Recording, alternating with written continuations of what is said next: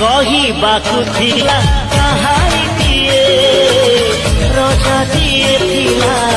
ରାଣୀଟିଏ ବୁଢ଼ୀ ଅସୁରୁଣୀ ତିନିଆ କନା ରଜାକୁ ରାଣୀକୁ ଅଲଗା କଲା रूपा डेरा लगा सुना चढ़ी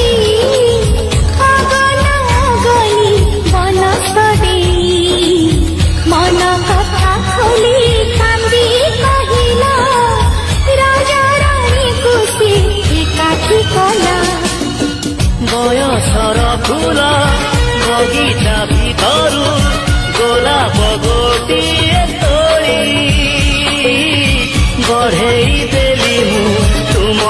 ହାତେ ଆଜି ଲେଖିଦିଅ ତମ ନାଁ ହେ ପ୍ରିୟା।